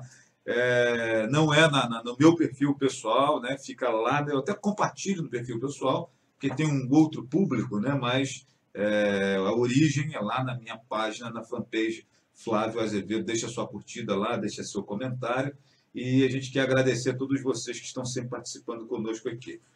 aceitou o seu convite para curtir a página Flávio Azevedo, Juliana Araújo Deodato, né? Acabou de me caguetar aqui o Facebook, entregou ela, tá vendo? Meu Facebook, ele é mais jornalista do que eu, rapaz. Se não é ele, eu não sei quem está fazendo aniversário, né? Então, fala aí aniversário, antes da gente fazer as despedidas aqui com nossas convidadas, vamos mandar um parabéns para você aí, para a galera que está completando hoje mais um ano de vida.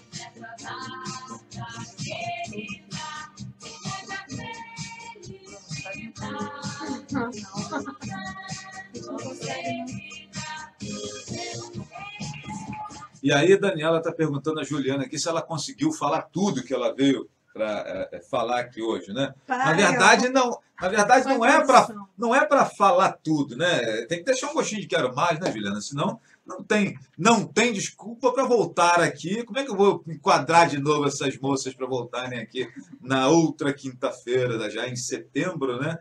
Nós estaremos aqui. Vai ser quarta agora? Vai ser quarta-feira agora. Então vai ser no próximo dia 6. Vai ser no próximo dia 6, até porque dia 7 é feriado, Flávio não trabalha, né? Eu trabalho muito feriado, a gente tem que descansar. Eu tenho que ir lá ver o lançamento do filme Tropa de Elite, não, da Lava Jato. Tropa de Elite já foi. O filme da Lava Jato que vai sair, que parece que a estreia é dia 7 nos cinemas. E eu tenho que ir lá ver isso de perto, minha gente. São 2 filmes que eu quero indicar para você que está acompanhando a gente aí. Esse filme do Lava Jato, Polícia Federal, se não me engano é o nome, e tem um outro lá que eu esqueci agora, e o do Pedro Malazarte, que é uma história que eu aprendi, escutava papai contar a história do Pedro Malazarte para mim, dentro daquela lógica das narrativas, das histórias de quando eu era criança. Juliana, que você estava agora há pouco falando aí que é importante na formação da garotada, eu aprendi, escutei muito mamãe, papai, vovô. Meu avô era um excelente contador de histórias aí. E assim, tem uma outra questão também que eu acho importante, que a gente pode até abordar de uma outra vez. Eu também era um bom ouvinte, tanto é que até hoje eu adoro conversar com pessoas de mais idade. E adoro ficar aprendendo, escutando aquelas histórias do passado, que eu junto com as minhas histórias do presente, e a gente acaba formando um grande arcabouço de informações e tal. Mas eu sempre gostei de escutar os mais velhos e tal. E vovô contava essas histórias, né? E esse filme também vai ser lançado aí com o Jesuíta Barbosa fazendo o papel do Pedro Malazarte, né? Vale bem a pena. Mas vamos aqui falar dos nossos amigos aniversariantes, né? Deixa eu olhar aqui. Vanessa Guerreiro. Um abraço aí para minha amiga Vanessa Guerreiro. Beijo para ela. A Cíntia também completando hoje mais um ano de vida. Minha amiga Cláudia Ferreira. Meu amigo Carlos Vandré. Abraço para ele, Carlos Vandré. Meu colega de turma, né? Carlos Vandré, você já está ficando de cabelos brancos, né? Aqui a tintura ainda está resistindo bravamente. Está sumindo um pouquinho aqui na frente, aqui e tal, mas a tintura está firme, né? Bom, Edna Ferreira da Silva Santos, completando hoje mais um ano de vida também, abraço para ela. Meu amigo Jefferson Barroso, tudo de bom. Minha amiga Elis Franco Elisângela, abraço para ela. O Guido Lopes, também completando aí mais um ano de vida. A professora Laurene Matos, completando hoje mais um ano de vida. Minha amiga Marlúcia Couto, né, foi minha colega de turma aí no curso de enfermagem. E meu professor de sociologia na faculdade, grande flamenguista, certamente hoje com um sorriso de orelha a orelha, né? Jorge Sápia, foi meu professor de sociologia, de antropologia, de todas essas ias lá na faculdade, era ele que dava aula para a gente. E eu lembro que eu tinha grandes embates com o professor Jorge Sápia, né? Até que teve um dia que eu falei assim: professor, então a gente não está aqui para resolver o problema do mundo, a gente está aqui só para saber que o mundo tem problema, como se eu não soubesse disso. Ele: rapaz, finalmente, depois de 2 anos, você brigando comigo, você entendeu que a gente não está aqui para resolver o problema da extinção do panda? Eu falei: ah, tá, professor, entendi. Eu pensei que a gente ia sair daqui para resolver os problemas da nação. Não vai, né? Então, mas eu não abro mão disso, não. Continuo perturbando, querendo resolver aí os problemas da nação. Então, essa galera que está completando aí mais um ano de vida, um beijo grande, um abraço grande, né? E já que eu falei aqui, pessoal, no filme Tropa... Não é Tropa de Elite, gente. Polícia Federal, é Lava Jato, né, e tal. Vou reproduzir aqui para a galera que está acompanhando a gente, para a galera que está ouvindo a gente aí, o trailer do filme aqui também tem dica de cinema, Daniela. Você tá... o nosso programa aqui está ficando, esse Facebook deixou a gente saliente. Vamos aí, então, ao nosso trailer aqui, a nossa dica de cinema. Acho que é 7 de setembro que estreia o Polícia Federal aí. Vamos aqui acompanhar. Vamos lá.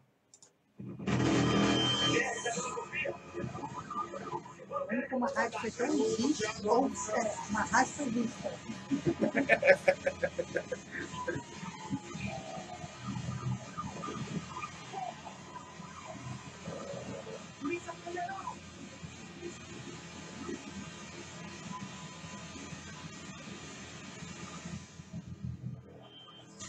Desvio de dinheiro, corrupção, propina, formação de quadrilha, evasão de divisas.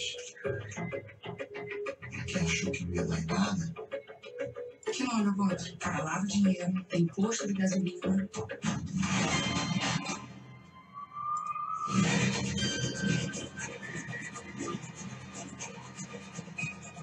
O Olavo e o César apareceu em São Luís.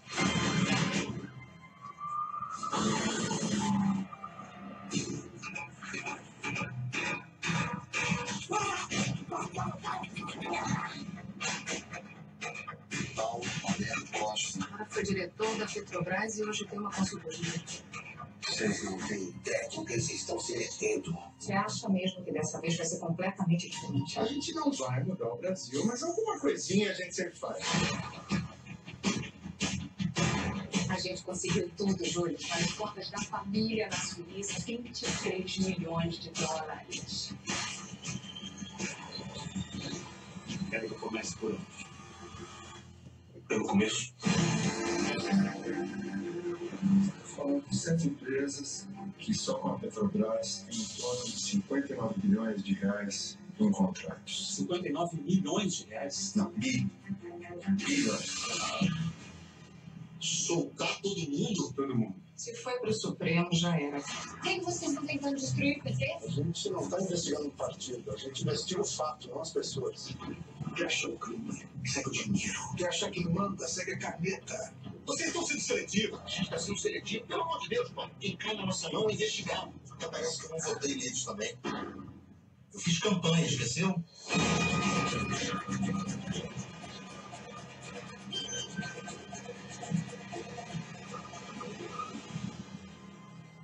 Veja bem, o Planalto sabe de tudo.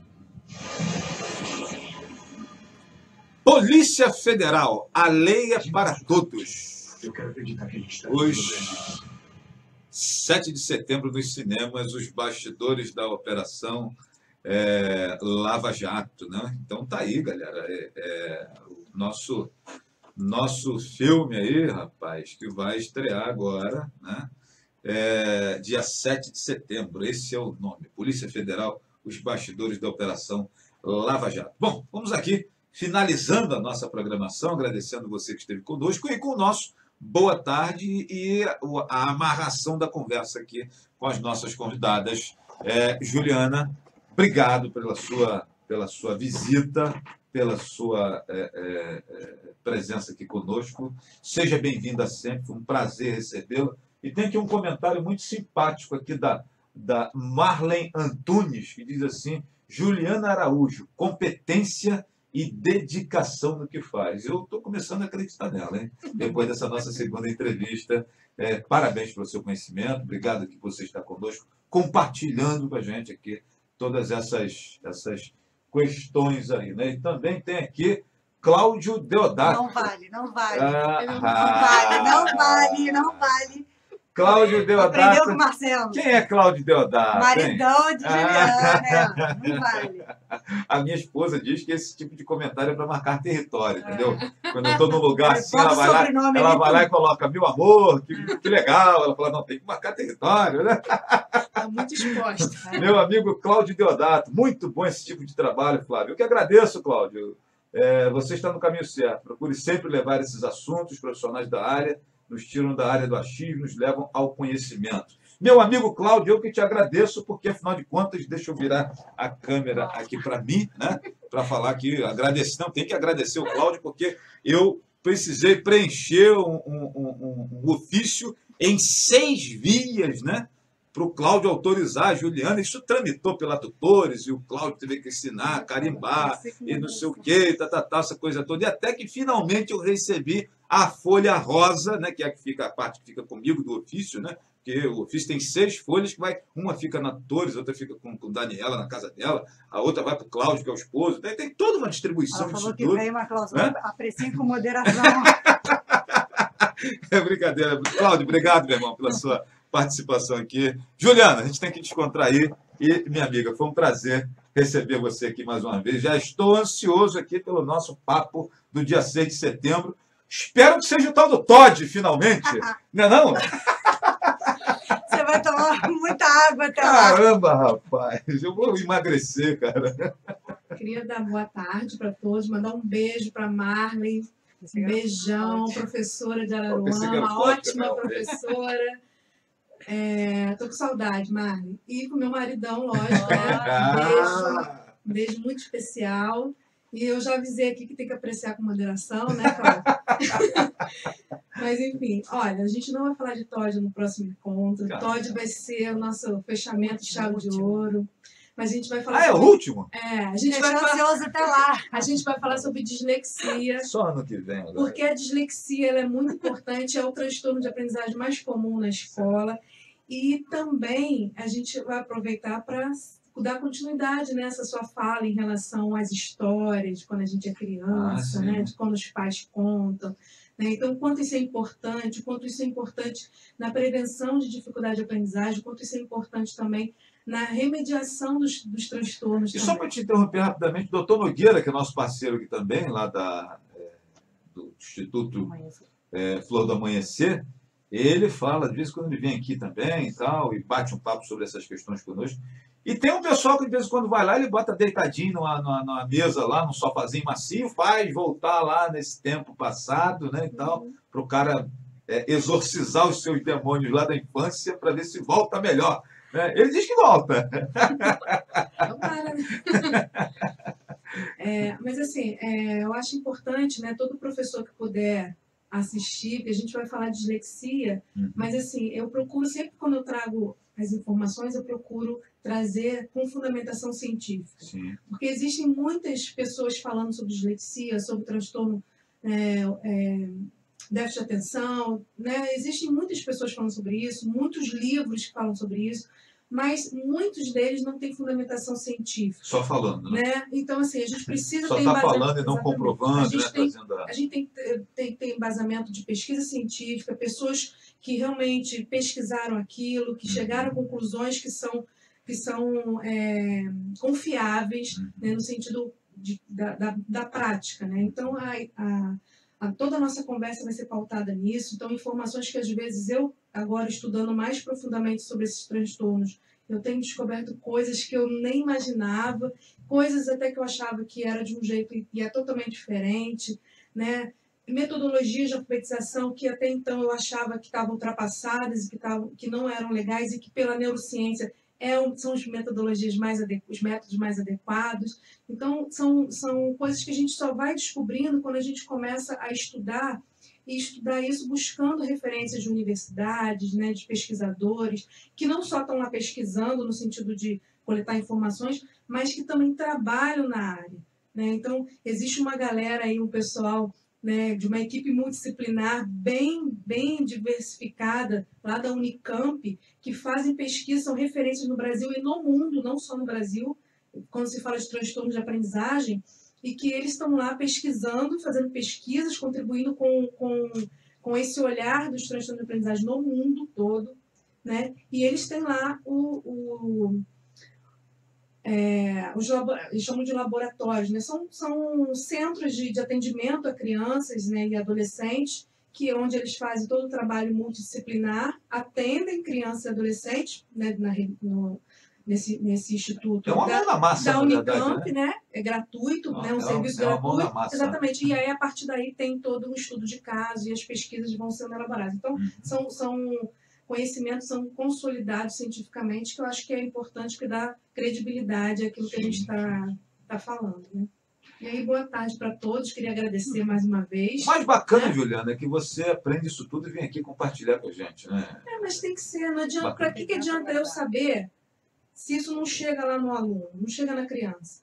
Né? Se a gente está falando aí como você falou, né? Eu queria mudar o mundo, eu achava que eu ia estudar isso tudo para mudar o mundo. Uma das formas que a gente tem para contribuir nessa mudança de mundo é compartilhar conhecimento, é fazer com que essas crianças elas sofram menos no seu processo educacional e elas realmente possam se desenvolver de forma adequada, porque a gente vai ter menos pessoas com transtorno de ansiedade, com depressão, com problemas de desajuste social, pessoas que não conseguem depois se manter nos seus trabalhos, que não conseguem ter uma vida familiar tranquila. Então, quanto menos a gente tiver esses problemas, quer dizer, quanto mais a gente puder trabalhar na prevenção e não só na remediação, a gente vai com certeza contribuir para um mundo melhor, para um Brasil melhor. Pelo menos equilibrar essa nossa sociedade. Então, é a nossa contribuição. Como eu falei, não existe culpado por todos esses problemas.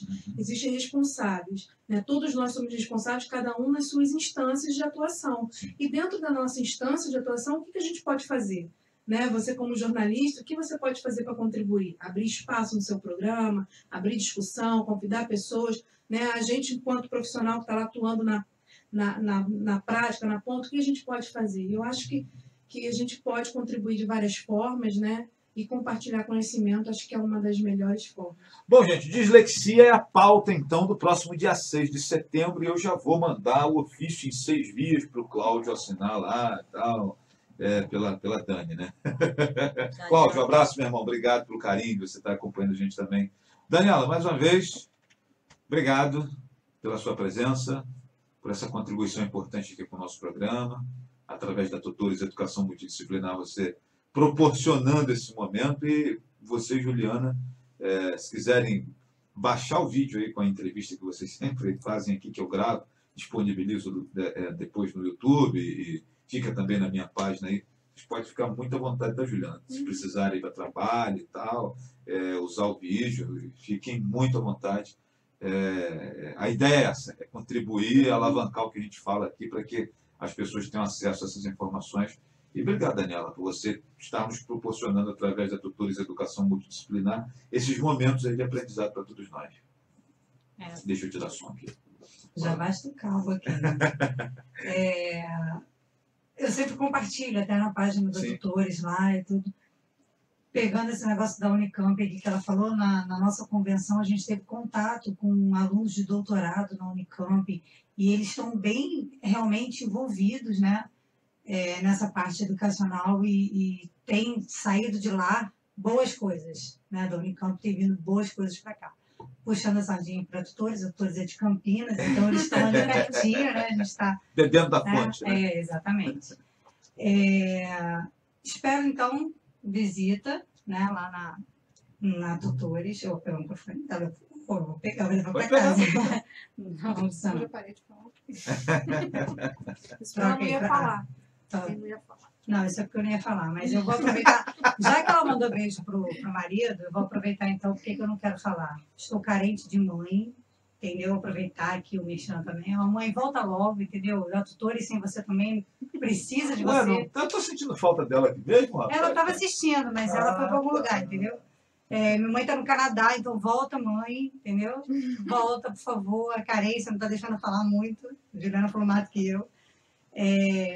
Espero visitas e o pessoal que precisar, estamos à disposição. A equipe está lá montada, né? Queremos realmente fazer essa diferença na educação. E, mais uma vez, obrigado. Né? Esperamos que no dia 6 a gente tenha mais assunto, mais coisa para falar, e se deixar a gente fica falando a tarde toda, né? Porque é muito bom falar, principalmente de educação, daquilo que a gente conhece, daquilo que a gente vive e do que a gente se propõe a tentar mudar um pouquinho. Né? Miriam Delgado. Opa! Aí, Rodrigues escreveu ali, ó, estou aqui. Acho que o problema é comigo, acho que o problema é comigo. Não, tá falando. Pode ir. Tá aí, viu, mãe? Volta logo, mãe, por favor. Ô, dona Miriam, esse apelo aí ao vivo para todo o planeta, porque a gente está pela internet também, então para todo o planeta, hein? Eu, se fosse você, pegava o avião e ia embora. Não, porque... deixa ela curtir meu irmão um pouquinho mais. Deixa ela, senão ele vai brigar comigo. Mas volta logo. Porque... Esse seu irmão é aquele do apelido? Do apelido do Taio, do Taio. Ah, viu como é que ele esquece o Taio? Ela tá lá com o Taio. E aí volta porque você é peça fundamental ali na Tutores. A gente precisa muito de você. Você faz parte dessa educação multidisciplinar lá, viu? É verdade, com certeza.